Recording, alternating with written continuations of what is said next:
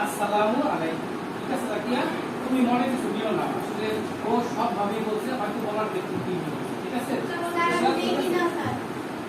আমি একটু দাঁড়াই, তারপরে সব কিছু। হ্যাঁ, আজকে আমি আগে সালাম দিলাম, আমি একটু কেন জানো, আমার মনে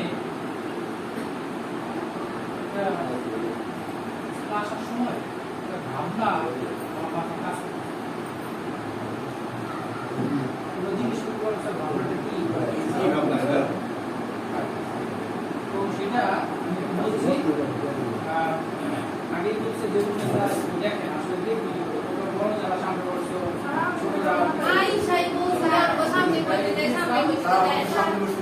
হ্যাঁ ভালো লাগবে, ওরও ভালো লাগবে, আমরা শেয়ার করি।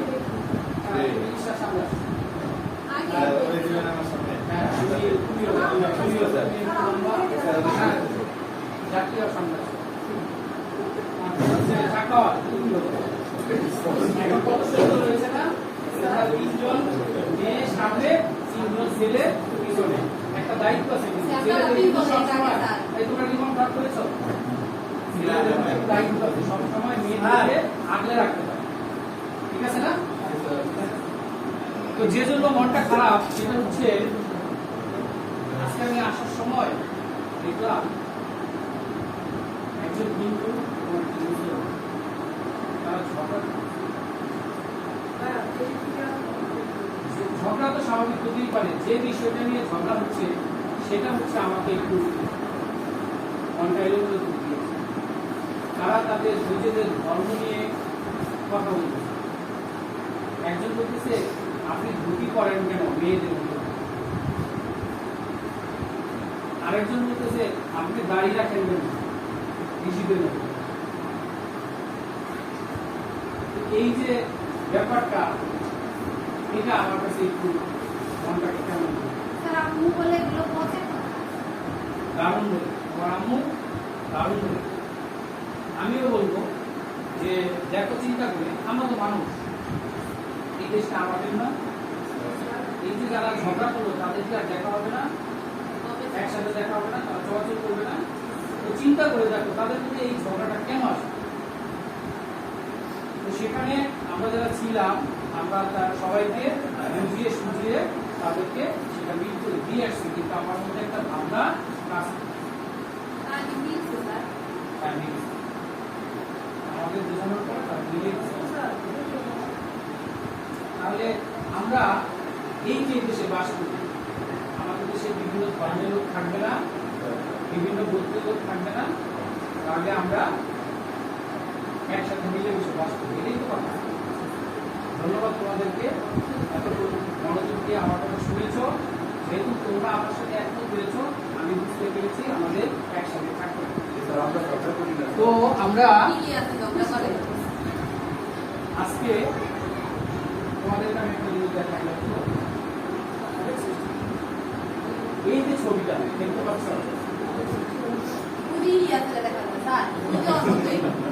মত হতে পারে আচ্ছা, তোমরা ছবিটা তোমাদের বই আছে, ছবিটা একটু বের করো কত পৃষ্ঠা? 1 পৃষ্ঠা।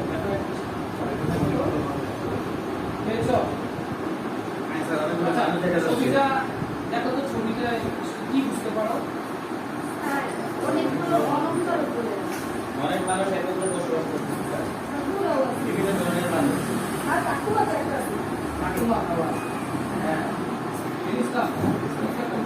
অনেকগুলো মানুষ, অনেকগুলো মানুষ। আচ্ছা দেখো তো, এখানে এই রকমের মানুষ আছে, তাদের গহনাগাটি সাজসজ্জা কেমন আছে? পোশাক পরে আছে, ভালো পোশাক,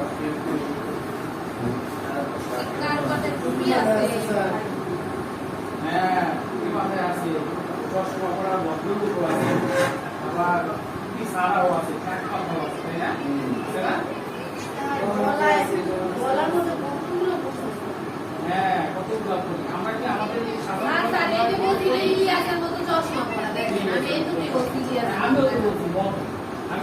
কথা কি করেছি ইএসএর মতো হতে পারে। আচ্ছা ঈশা, তুমি কি বলতে পারবা যে এই যে ছবিগুলো দেখতেছ, এই ছবিগুলোর সাথে আমাদের দৈনন্দিন জীবনে বা আমাদের চারপাশে আমরা দেখি এরকম দেখি, তাহলে আমরা সবাই বুঝতে পারছি যেগুলো আমাদের আছে। টুপি পরা, তারপর হচ্ছে চশমা পরা, এরপর হচ্ছে এই যে দেখো কেউ গলায় বিশেষ ধরনের অলংকার করেছে, তাই না? অনেকগুলো আছে।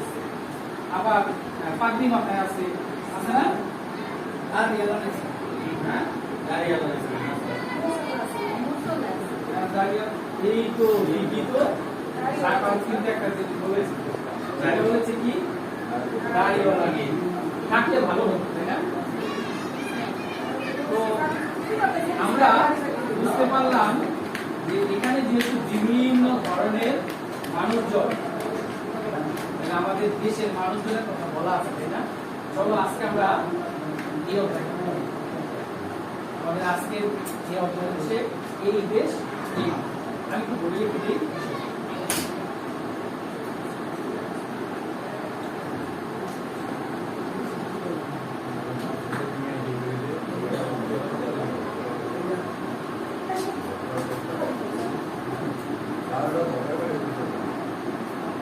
ঝগড়া করবো না। দেখো একটা জিনিস দেখো, আমরা তো মানুষ, শিক্ষকরা মানুষ না, তাদের কিন্তু দুইটা। আমি যখন ওই দিকে তাকাবো তোমরা সুযোগ পাবে, কিন্তু সুযোগ কাজে লাগাবে, ভালো কাজে লাগাবে। এখন যদি আমি ওই দিকে তাকাই তোমরা দুষ্টামি করো, আমিও তো রক্ত অংশ নেই, তাই না? তো তোমরা করবো না, কেমন? এই দেশ এই মানুষ।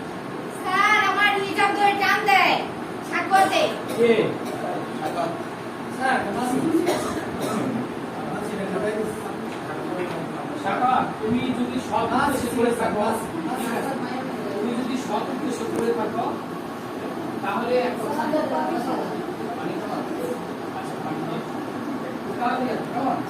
জন্য শাখা যদি সৎ উদ্দেশ্যে করে থাকো তাহলে কি করো?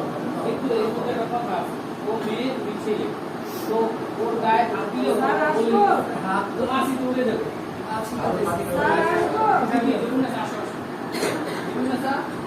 তুমি কি বুঝতে পেরেছ? ও আসলে খারাপ মনে করে করে, ঠিক আছে? স্যার আরেকবার শুনলে আমি আমুকে বলে দেবো। না না, তুমি আমুকে আমাকে বলবা যদি আমি বিচার করতে না পারি, আমার স্কুলের বিচার বাড়াবে যে তাকে বলবো সে তোমাকে আদর করে। তুমি যদি ঠিকঠাক আদর করে, তো তুমি যদি বাসায় গিয়ে বলো যে ম্যাডাম মন খারাপ করবে না, আমাকে না বলে বাসায় গিয়ে বলছে, ঠিক আছে ওকে বলবে টাকা এরকম যেন না হয়।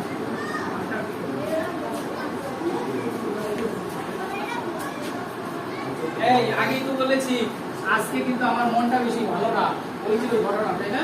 তো আমার লেখা একটু এলোমেলো হচ্ছে, তোমরা কি বুঝতে পেরেছ? আচ্ছা তাহলে আমি এখন করব, তোমরা আমার কথাটা খুব ভালো করে শুনবে, ঠিক আছে? খুব ভালো করে শুনবো। আমি কোথায় কোথায় স্বামী, কোথায় কম স্বামী, আজকে কেমন? এই দেশ এই মানুষ, সার্থক জনম আমার জন্মেছি এই দেশে। কবির এই কথার অর্থ আমাদের সৌভাগ্য সার্থকতা দিয়ে আমরা এই দেশে জন্মেছি। তুমি মোবাইলটা কেন নিয়েছো? এটা বন্ধ হচ্ছে।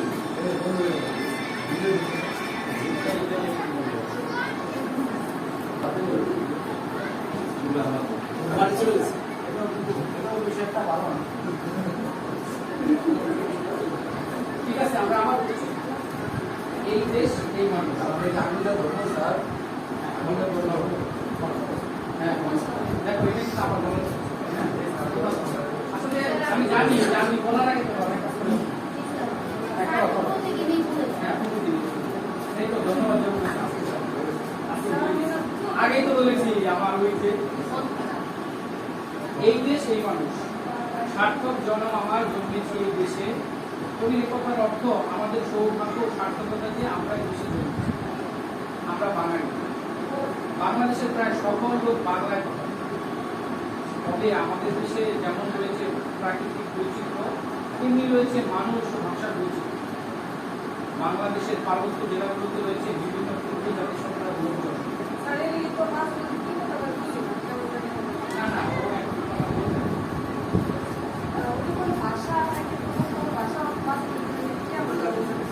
হ্যাঁ হবে, ওর ওর যে নিজস্ব একটা ভাষা আছে, এখন তো শুনতে চেষ্টা করছি তোমারটা শুনে আমাদের শুনে, তাই না? হ্যাঁ বলবে, ওটাও বুঝানোর দরকার নেই, ওগুলো শুনতে হবে না। এটাই আমাদের বড়, ঠিক আছে? এদের কেউ চাকমা, কেউ মারমা, কেউ মুরং, কেউ চন্দনগা, এছাড়া রাজশাহী আর জামালপুরে রয়েছে সাঁওতাল রাজবংশীদের ভাষা। তাদের রয়েছে নিজ নিজ ভাষা, একই দেশ, কত বৈচিত্র্য।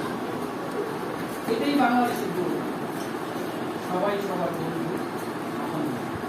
এদেশে রয়েছে নানা ধর্মের লোক, হিন্দু, মুসলমান, বৌদ্ধ, খ্রিস্টান। সবাই মিলেমিশে আছে, যুগ যুগ ধরে। এরকম খুব কম দেশই আছে। আবার আমাদের বাংলাদেশের বাইরেও অনেক ভাষা রয়েছে। পড়া শুনেছো না? হ্যাঁ? এবার আমার সাথে একটু বলো তো, এই দেশ এই মানুষ, এই মানুষ, সার্থক জনম আমার জন্মেছি এই দেশে। কবির এই কথার অর্থ আমাদের সৌভাগ্য সার্থক।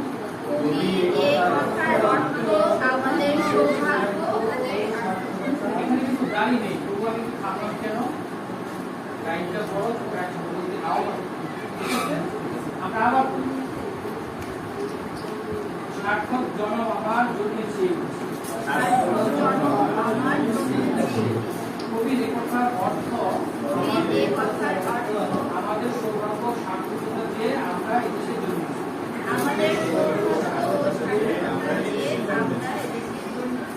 আমরা বাঙালি। বাংলাদেশের প্রায় সকল লোক বাংলায় কথা বলে।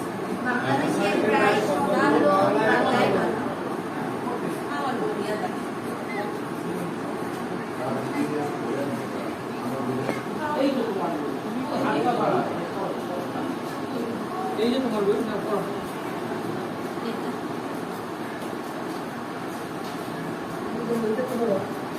এবার যেগুলো স্যার তুমি কি করে আমাকে শোনাতে পারবে? এই দেশ এই মানুষ, সার্থক জনম আমার জন্মেছি এই দেশে। কবির এই কথার অর্থ আমাদের সৌভাগ্য ও সার্থকতা যে আমরা এই দেশে জন্মেছি। আমরা বাঙালি। এবার আরেকবার বলবো, এইখান থেকে আমাদের সৌভাগ্য। এবার ইলিয়াস,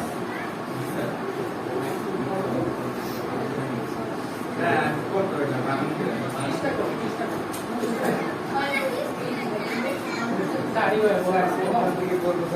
এই প্রথম বলি, এই দেশ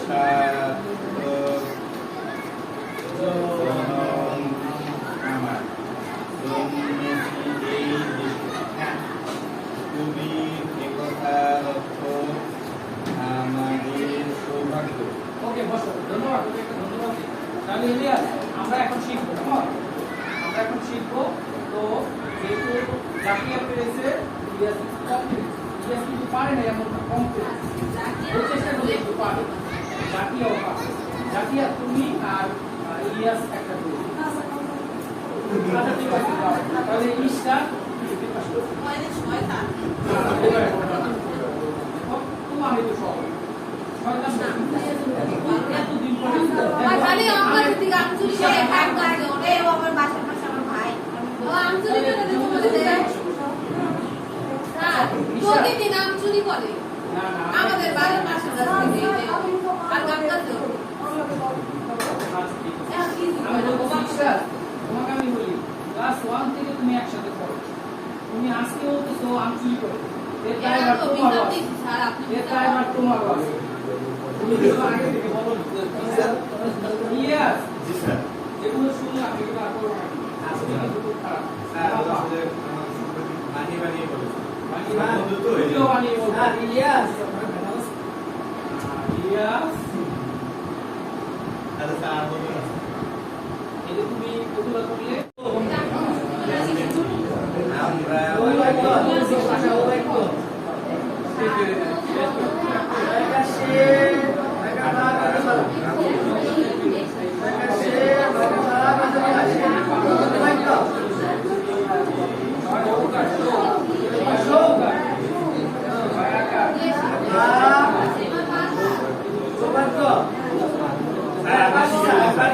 তিনি আমাকে শিখাই দিয়েছে স্যার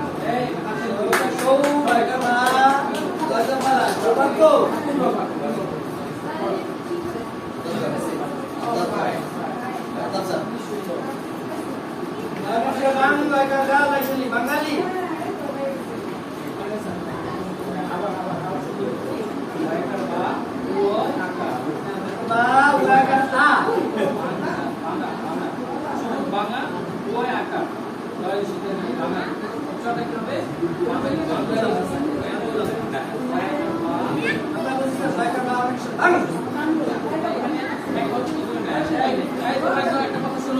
জি স্যার আমরা বাংলা লিখতাম কিন্তু জাতির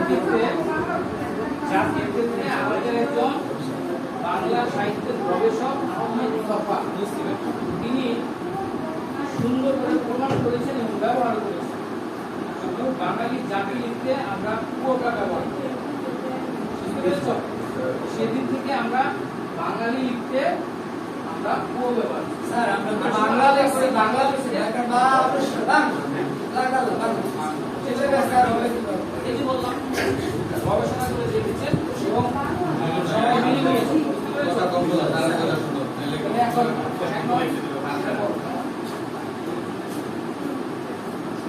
ওকে, তাহলে এবার জিনিসটা একটু করো তো দুইটা লাইন একটা লাইন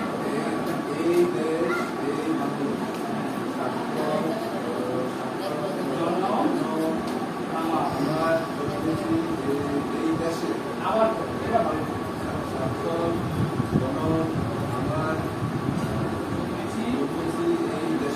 আবার দেশি দেশি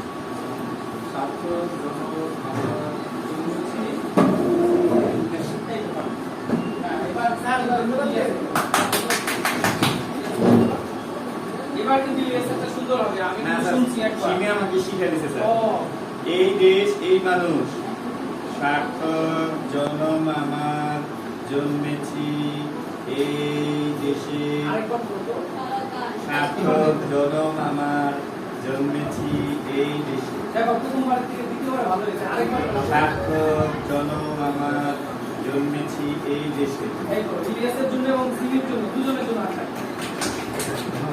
টাকাওয়াল তুমি কিন্তু চমৎকার করে আমার শুনে এখন যে তোমার ভালো করে এই তো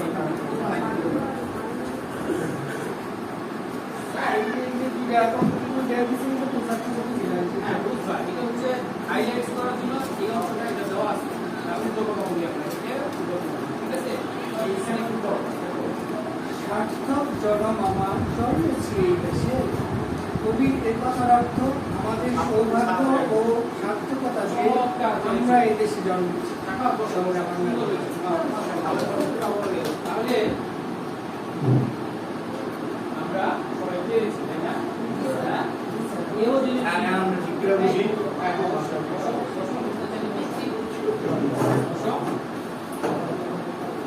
তুমি যেটা করেছো আমি দেখে করার পর